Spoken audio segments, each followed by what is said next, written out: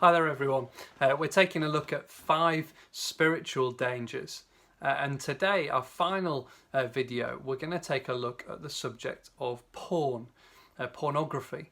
Now, originally I was going to take a look at the much broader subject of lust, but there's too much even to say about pornography in this short video, so please bear with me.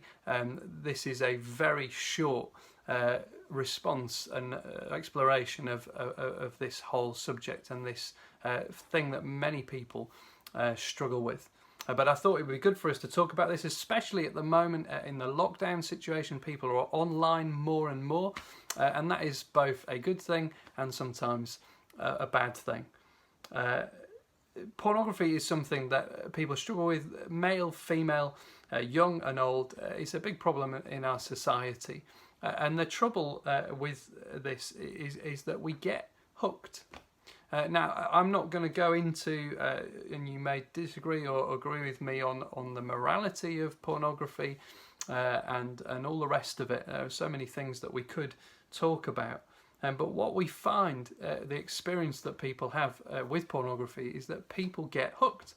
People get addicted to it. It's an enslaving thing. We get into these cycles of addiction and needing more and more, whether that's more time or harder pornography to get the same buzz, the same experience.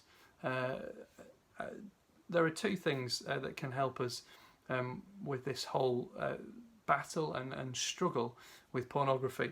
Two things. The first one is deeply practical and the second one is deeply personal. So the first thing, deeply practical, we need fences. We need ways that we can block out pornography, and that's really difficult because it's everywhere and it's available all the time. So how do we do that? Well, we need to get on top of our internet usage, our screen time. We've got to think about when we're doing that, where we're doing that, how much time is spent online and in front of the screen, and particularly perhaps during the lockdown. When do we most struggle with this addiction and this struggle with pornography? When are the most difficult times in the day, in the week? When do we feel weakest, if you like? When are our defences most down? We have to think practically about how we fence and block out pornography, and it may be getting hold of software, accountability software, so that someone can help us to fight this battle. So there are practical things that we can do, but then there's a deeply personal thing that we can do as well. One author talked about the expulsive power of a new affection. What on earth does that mean? The expulsive power of a new affection.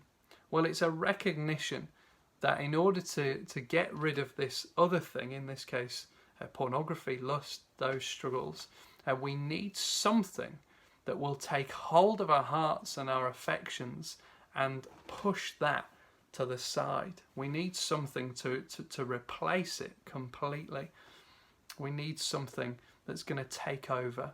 And of course, Christians believe that that is not a something but a someone. It's a person. It's Jesus, because in him is all fullness, and in him we can find true fulfillment and true satisfaction, deep satisfaction, lasting peace, full security and hope and joy and life.